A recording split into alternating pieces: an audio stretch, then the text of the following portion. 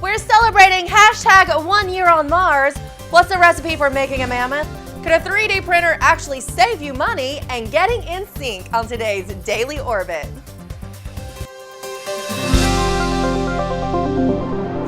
Hello and welcome to the Daily Orbit. I'm Emerald Robinson.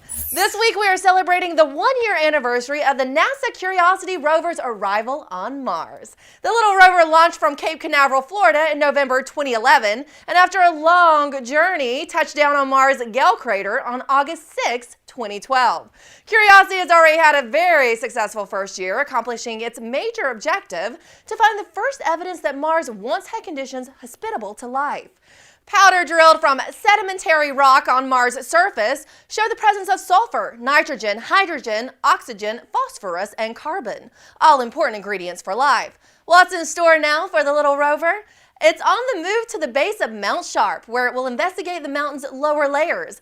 And you can take part in celebrating Curiosity's first year by using hashtag 1 year on Mars to leave your memories and thoughts via social media. And remember Dolly the Sheep cloner Ian Wilmut?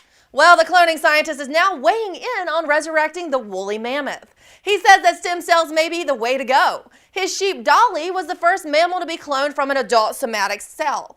In order to create a mammoth clone in the same way he did Dolly, he suggests using a few unfertilized elephant eggs to create more eggs to carry the pregnancies. Then you have to find viable stem cells in frozen mammoth remains, which is the tricky part. But Wilmut isn't sure that it's even biologically possible. He also said if mammoth male sperm could be recovered, then scientists could create an elephant-mammoth hybrid. And those are Wilmut's special recipes for making a mammoth. So a DIY 3D printer might set you back a couple grand, but could it save you money in the long run? A team at Michigan Tech tested out printing 20 common household items from a water bottle holder for your bike to iPhone cases. They calculated that cost with shipping, if purchased in-store or online, would be anywhere from $300 to $2,000 for these items. They were able to print each of these with a 3D printer in a single weekend for just $18 in materials, using free open-source customizable designs. The team says they're user-friendly with easy-to-download online designs and printers that can be set up in under half an hour.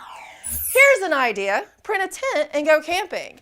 If your circadian rhythm is a little off lately, then camping might be the answer. A new study successfully synced the circadian clocks of 8 people with the timing of the sunrise and sunset by doing nothing more than spending 1 week exposed to only natural light while camping. Researchers say it doesn't matter if you're an early bird or a night owl, we can all synchronize with the solar day. The invention of electrical lighting flipped the switch, so to speak, on our circadian clocks, allowing people to stay up later than usual.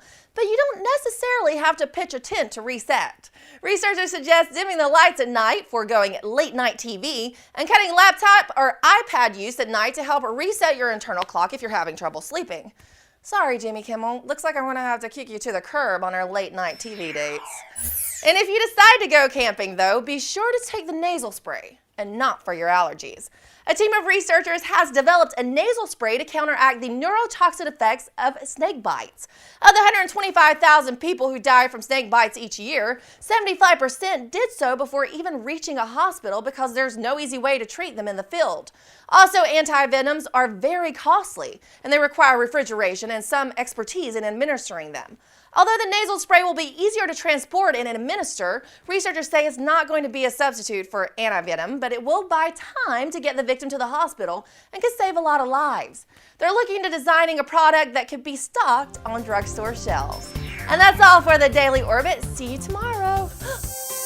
Don't even try.